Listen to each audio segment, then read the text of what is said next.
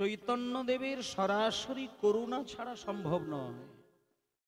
কারণ পকেটে গরম থাকলে, যদি টাকা পয়সার বল থাকে কারোর,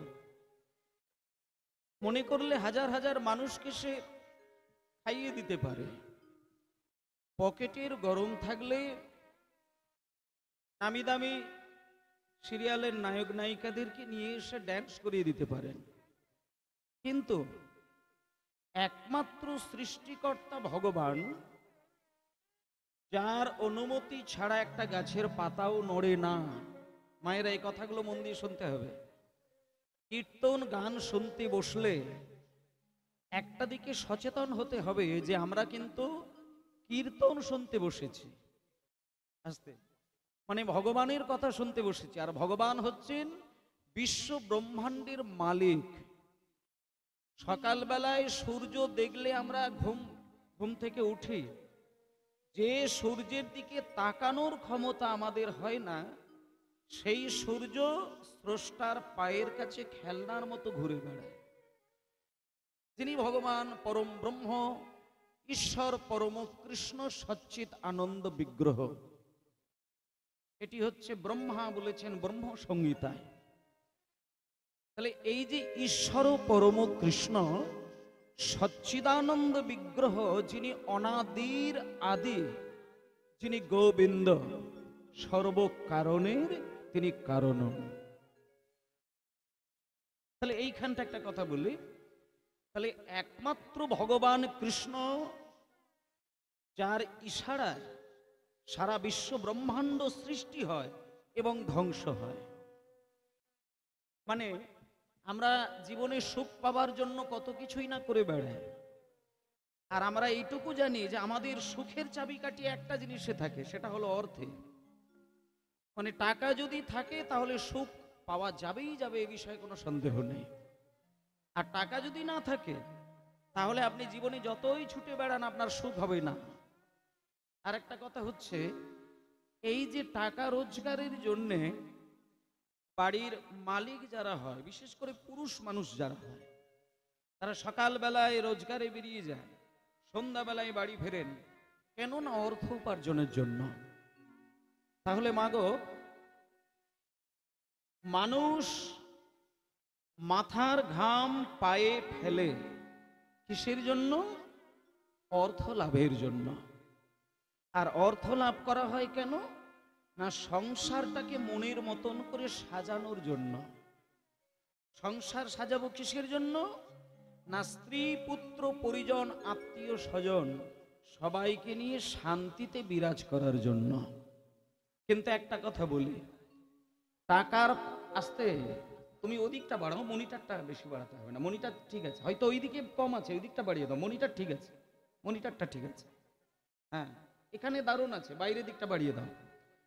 নিতাই গৌর হরিবোল, গৌর হরিবোল, গৌর হরিবোল। তা যে বিষয়টা বলছিলাম, আস্তে, যে টাকা পয়সা থাকলে আমরা নিজের মতন করে আমার স্ত্রী, আমার পুত্র, আমার মা, আমার বাবা, আমার আত্মীয় স্বজন সকলের সঙ্গে একটা সুন্দর সম্পর্ক তৈরি করব, এটা মানুষের একটা ইচ্ছে। কিন্তু একটা কথা বলি, টাকার পাহাড় তৈরি করলেও শান্তি বলে যে শব্দটা মানুষ খুঁজে বেড়ায়, এই শান্তিটা কিন্তু মানুষের জীবনে অর্থের বিনিময়ে কোনো দিন পাওয়া যাবে না। এই দিকটা সচেতন হতে হবে। মানে চৈতন্য মহাপ্রভু কীর্তন গান নিয়ে আসলেন ধরাধামে। কেন নিয়ে আসলেন? তিনি শুধু একটাই কথা বলছেন যে তোমার যদি পকেটের গরম না থাকে, তোমার যদি অর্থের বল না থাকে, তোমার যদি সময় না থাকে, তুমি ঈশ্বরের বিগ্রহ তৈরি করতে হবে না। যদি তোমার সময় না থাকে কিচ্ছু করতে হবে না, শুধু একটা জিনিসে যদি মনটা দিতে পারো, সেটাই তাতেই দেখবে তোমার শান্তির সাগরে তুমি ডুববে। তা সেই কোন জিনিসে মন দেওয়ার কথা বলেছেন ঈশ্বর? সেই একমাত্র জিনিসটি হলো সেটাই, যেটা হচ্ছে নামের অমৃতের ভান্ডার। আর নাম আপনি কোথায় পাবেন? নামের যে কত ক্ষমতা, সেটা যদি জানতে পারে কেউ, তাহলে নাম ছাড়া অন্য কোনো জিনিসকে সে সম্পদ বলে মনে করবে না। ভালো করে একটু সহজ করে উদাহরণ দিয়ে বলতে গেলে একটুখানি বলি। মনে করুন রাস্তা দিয়ে আপনি হেঁটে হেঁটে যাচ্ছেন। মাগো শোনেন, রাস্তা দিয়ে আমরা প্রত্যেক দিন হেঁটে হেঁটে বেড়াই, কিন্তু রাস্তার ধারে কত ধরনের নোংরা নোংরা কাগজ পড়ে থাকে। এই নোংরা কাগজগুলো কিন্তু কেউ তাকিয়েও দেখি না, কোনোদিন কুড়িয়ে নিয়ে যায় না। কিন্তু ওই নোংরা কাগজটি সরকারের ট্যাক্সাল থেকে যদি কোনো অফিসার এসে ওই কাগজগুলো কুড়িয়ে নিয়ে গিয়ে মাপ করে কাটিং করে ট্যাক্সালের মধ্যে ছাপিয়ে দিয়ে সেইখানে যদি 500 টাকার একটা স্ট্যাম্প দিয়ে দেয়, তারপরে যদি কাগজগুলো মানুষের কাছে ছড়িয়ে দেয়, মানুষ কিন্তু ওই কাগজগুলো অনায়াসেই কুড়িয়ে নিয়ে লুকিয়ে নেবে। তাহলে এটা কেন হলো? একমাত্র কারণ কিন্তু ওই কাগজের জন্য নয়, যেহেতু কাগজটা সরকার নিয়ে গিয়ে তার একটা স্ট্যাম্প বসিয়ে দিয়েছে 500 টাকা, তাই জন্য কাগজের মূল্য হয়ে গেল 500 টাকা। তেমনি তোমার পাড়ায়, তোমার গ্রামে, তোমার সমাজে অনেক ধরনের নাম তুমি পাবে, কিন্তু সেই নামের মধ্যে ভগবানের শক্তির স্ট্যাম্প দেওয়া নেই। তাই সেই নাম তুমি মুখে 1000 বার বললেও সেখানে ভগবানের কৃপা হবে না। কিন্তু হরে কৃষ্ণ মহামন্ত্রের মধ্যে ভগবান তার নিজস্ব শক্তির স্ট্যাম্প মিশিয়ে দিয়েছেন, যেটা প্রাণ ভরে শুধু উচ্চারণ করলে কিচ্ছু করতে লাগবে না। শুধু ঘরের কোণে বসে দরজা বন্ধ করে দিয়ে নাম যদি শুধু ভক্তি সহকারে উচ্চারণটা করা যায়, কিচ্ছু ভেবে নয়। নামের কি ফল আছে এটা তোমায় চিন্তা করতে হবে না। একটু আগেই নাম চলছিল এই জায়গায়, নানান সুরের মধ্য দিয়ে হরে কৃষ্ণ কৃষ্ণ কৃষ্ণ হরে হরে, হরে রাম রাম রাম হরে হরে। এই নাম সর্বপ্রথম মহাপ্রভু ভেতর থেকে বাইরে বার করে দিয়েছিলেন বাংলাদেশে। সেই নাম পরবর্তীকালে আমাদের এই পশ্চিম বাংলায় আসলেন মহাপ্রভুর কৃপায়। কিন্তু আমরা নাম পেয়েছি, নাম শুনি, নাম করে বেড়ায়, কিন্তু নামের আদর্শ, নামের মহিমা, নামের তাৎপর্য, নামের গুরুত্ব মানুষের কাছে কতটা, সেদিকটা কিন্তু সচেতন হয়ে কিন্তু নাম করি না। তাই আমি সকলকে একটা কথা বলবো, সকালবেলায় যখন সূর্য উদয় হয়ে যাবে, তার আলোটা যখন আপনার ঘরকে আলোকিত করে দেবে, ঠিক তার আগে যদি আপনি নিদ্রা ভেঙে আপনি সূর্যের আলোটা দেখতে পারেন, আর সেই সূর্যের আলোয় যদি আপনি চোখ বন্ধ করে নামের মধ্যে মনটাকে ডোবাতে পারেন, আমি গ্যারেন্টি দিয়ে বলতে পারি, আপনি 21টা দিন যদি ব্রহ্ম মুহূর্তে উঠে নাম চালিয়ে যান, 21টা দিন করবেন, তারপরে চিন্তা করবেন আপনি সারা জীবন করবেন কিনা। 21টা দিন ব্রহ্ম মুহূর্তে সূর্যের দিকে মুখ করে নিষ্ঠা সহকারে, ভক্তি সহকারে যদি মহামন্ত্র নামটা শুধু কেউ করতে পারে, আমি বলতে পারি তার হয়তো কোটি টাকার পাহাড় হবে না, তবে সংসারে শান্তির অভাব কিন্তু কোনোদিন হবে না। আর এই শান্তিটার খোঁজেই কিন্তু মানুষ ধর্ম পালন করেন, শান্তির খোঁজেই মানুষ মন্দির তৈরি করেন, শান্তির খোঁজেই মানুষ দীক্ষা মন্ত্র নেন, শান্তির খোঁজেই হরিবাসর তৈরি করেন, শান্তির খোঁজেই হরিবাসরে বসে নাম কীর্তন শোনেন। কি পালা শুনলাম, কি লীলা শুনলাম, সেটি বড় কথা নয়। তাই ভক্তমণ্ডলী, মায়েরা, বাবারা সবাই আছেন, একটা আমি আপনাদেরকে দায়িত্ব দেব, সেটা হচ্ছে কীর্তন বাসরে যখন বসবেন, আপনারা অন্তত নিজের ওপরে সচেতনতা বজায় রেখে কীর্তন শুনবেন। যে কীর্তন শুনলে পরে ভগবানের প্রতি ভালোবাসাটা বেড়ে যায়, সেই কীর্তন যদি আপনি শ্রবণ করেন, তবেই ভগবান আপনার প্রতি খুশি হবেন। আর যে কীর্তন শুনলে পরে ভগবানকে নিয়ে যুক্তি বেড়ে উঠবে, সেই কীর্তন শুনলে আপনার হৃদয়ে যদি কিঞ্চিত ভক্তি থেকেও থাকে, সেটাও উধাও হয়ে যাবে। কারণ একমাত্র ভগবান যেখানে যুক্তি থাকলে তার কোনো রূপ ধরা যায় না, কিন্তু পরাভক্তি দিয়ে যদি তার নাম স্মরণ করা যায়, এই হৃদয় মাঝে সেই অদৃশ্য ভগবান মূর্তিমান হয়ে তার হৃদয়ে ধরা দিয়ে দেন। তাই আজকে বলছেন, আজকে বিভিন্নভাবে বিভিন্ন দার্শনিকগণ সেই কথাই বললেন, অরূপ স্বরূপ সগুণ নির্গুণ দয়াল ভয়াল হরি, আমি কি বা বুঝি, আমি কি বা জানি, আমি কেন ভেবে মরি হে। নিতাই গৌর হরি হরি বল।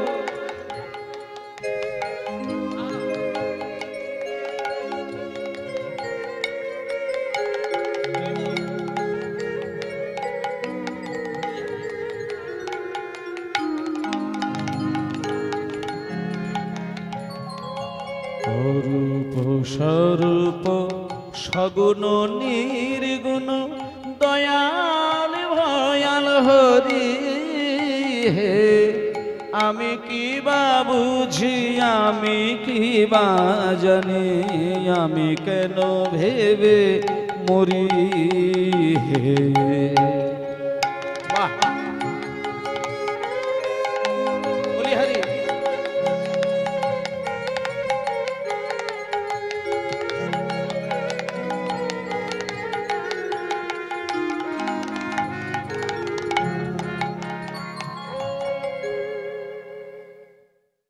অরূপ স্বরূপ সগুণ নির্গুণ দয়াল আবার ভয়াল, একেই বলে ভগবান।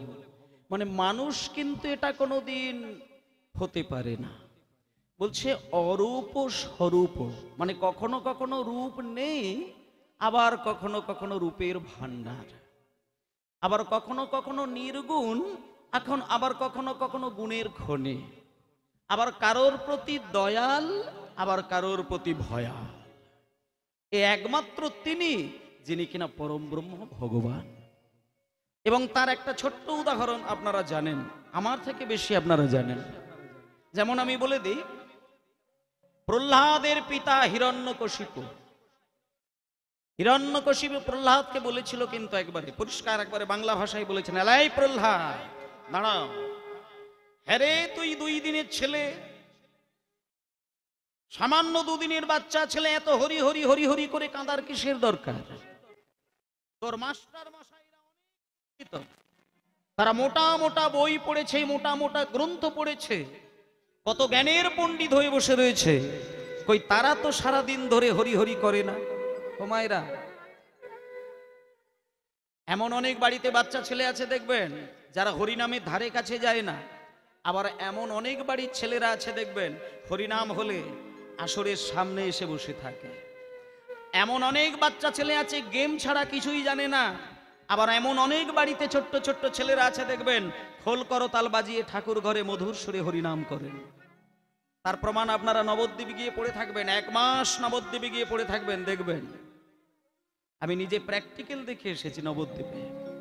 বাংলার ছেলে নয়, বাংলার নয়, বিদেশ থেকে মানুষ,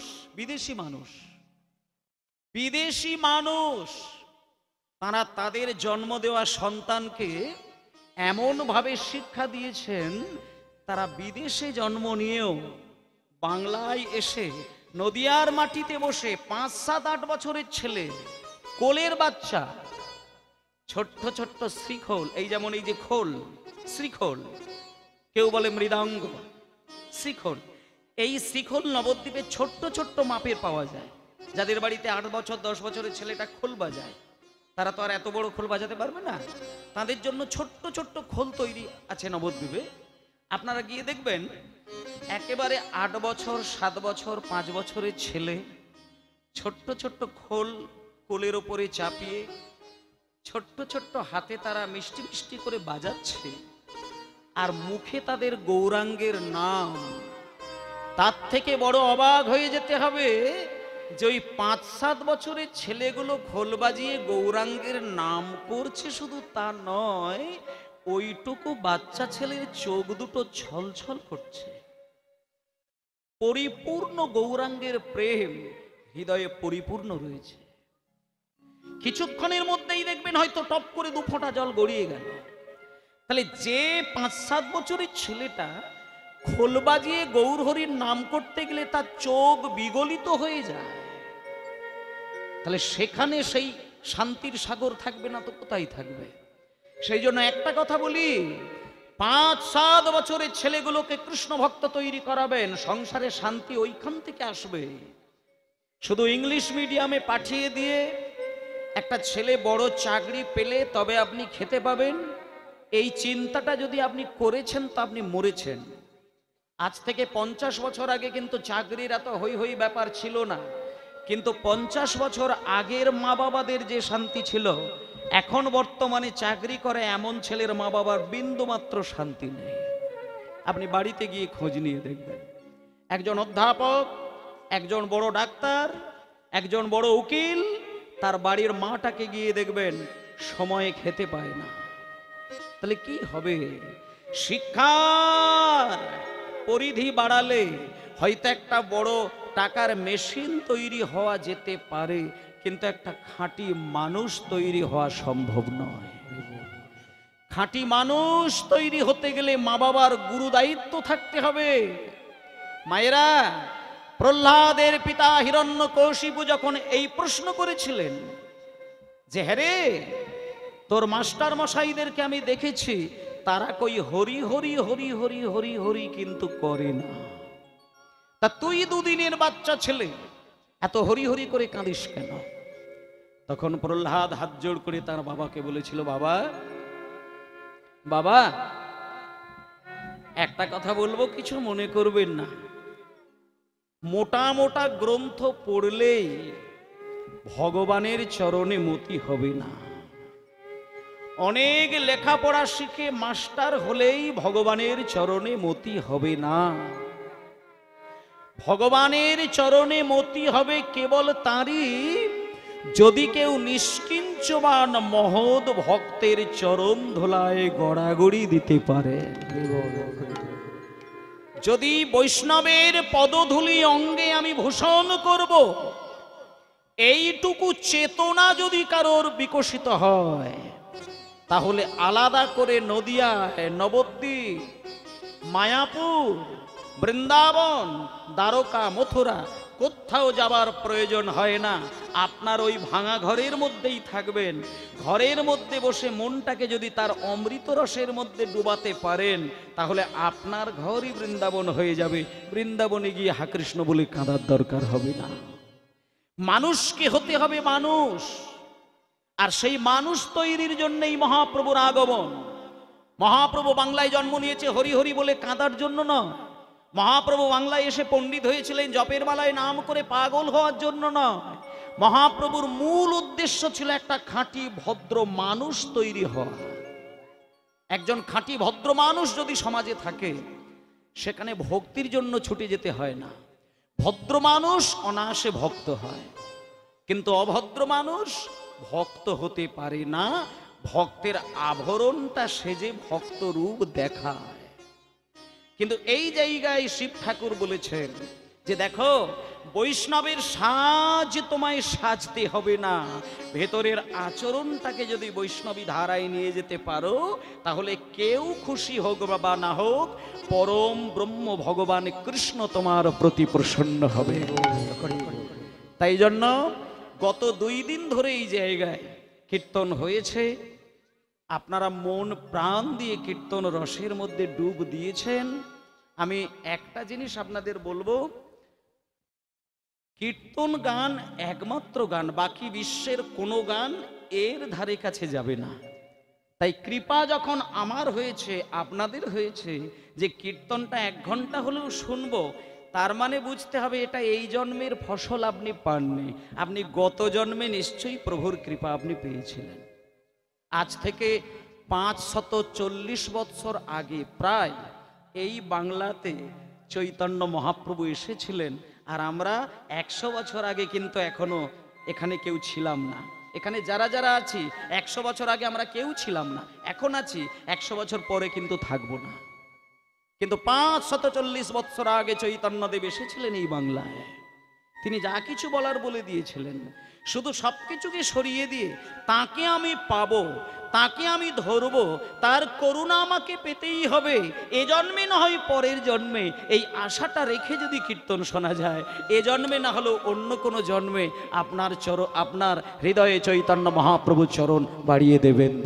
নিতাই গৌর প্রেমানন্দে হরি বল। তাই আজকে যে পদাবলীটা দিয়ে আসতে আমি একটা কথা বলবো, পদাবলী দিয়ে কীর্তন শুরু করেছি। এবং এখানে যারা অনেকেই যারা বৈষ্ণব জগতের সঙ্গে আছেন তারা জানেন, আমি শুরুতে যে পদটি গিয়েছিলাম সেটা হলো কলি তিমিরা কুলো অখিল লোক দেখি গোরার বদন চাঁদ পরকাশ। এই পদাবলীটাকে ধরে রেখে কীর্তন গান গাওয়ার প্রচলন এখন তো ধ্বংস হয়ে গেছে। এখন তো কীর্তনার মানে কেউ যদি খাঁটি বৈষ্ণব হয়ে থাকে, খাঁটি ভক্ত হয়ে থাকে, আমার মনে হয় সে 1 মিনিটও কীর্তন আসরে বসে থাকতে পারবে না। আর রাসলীলার মঞ্চে সে তো পরম বৈষ্ণব যিনি হবেন তার জ্ঞান হারা হতেই হবে। যিনি খাঁটি বৈষ্ণব হবেন, যিনি ভদ্রলোক হবেন, যিনি ভক্ত মানুষ হবেন, এই বর্তমানে হরিবাসরে যেসব রাসের লীলা হচ্ছে সেইখানে যে নোংরা অসভ্য ড্যান্স দেখাচ্ছে, সেখানে ভগবানের কৃপা অসম্ভব, অসম্ভব। এখানে ভগবানের কৃপা হবে না। একটা দেখতে হবে, পাপ যুক্ত পাপ মুক্ত। যে নামে প্রেম থাকবে, যে নামে চোখে জল থাকবে, যে নামে হৃদয় দুলবে, সেই নামে পাপ মুক্ত হয়।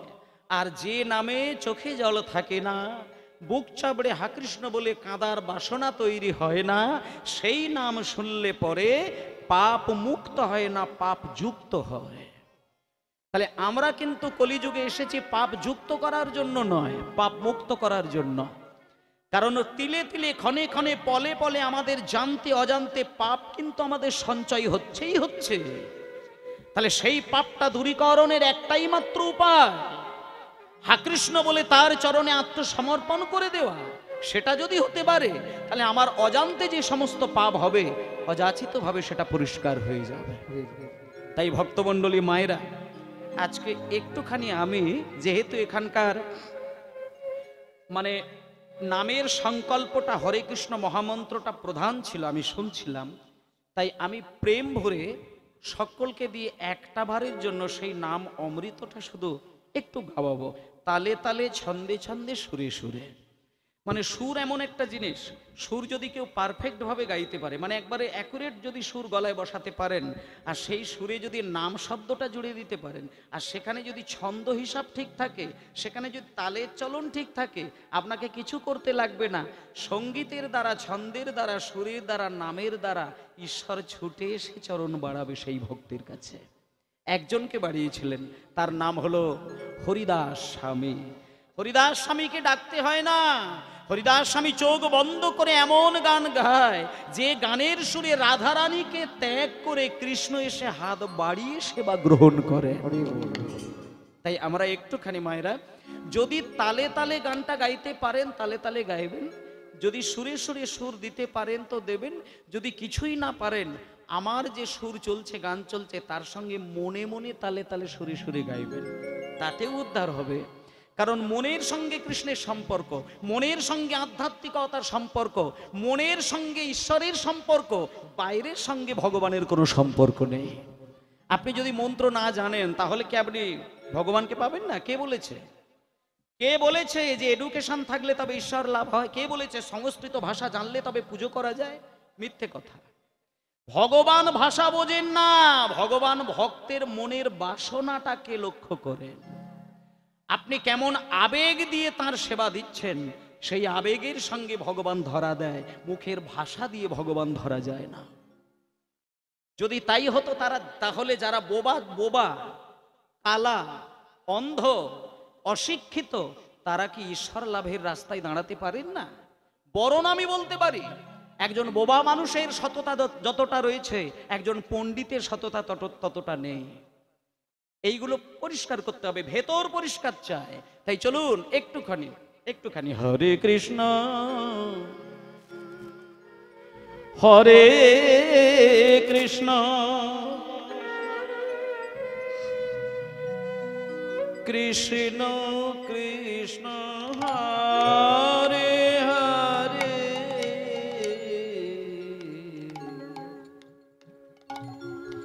হরে রাম হরে রাম রাম রাম হরে হরে নিতাই গৌর হরি হরি বল। হরে কৃষ্ণ কৃষ্ণ কৃষ্ণ হরে হরে সবাই মিলে এই তালে তালে হরে রাম হরে রাম রাম রাম হরে হরে হরে কৃষ্ণ হরে কৃষ্ণ কৃষ্ণ কৃষ্ণ হরে হরে হরে রাম হরে রাম রাম রাম হরে হরে কৃষ্ণ হরে কৃষ্ণ কৃষ্ণ কৃষ্ণ হরে হরে হরে রাম হরে রাম রাম রাম হরে হরে হরে কৃষ্ণ হরে কৃষ্ণ কৃষ্ণ কৃষ্ণ হরে হরে হরে রাম হরে রাম রাম রাম হরে হরে হরে কৃষ্ণ কৃষ্ণ কৃষ্ণ হরে হরে হরে রাম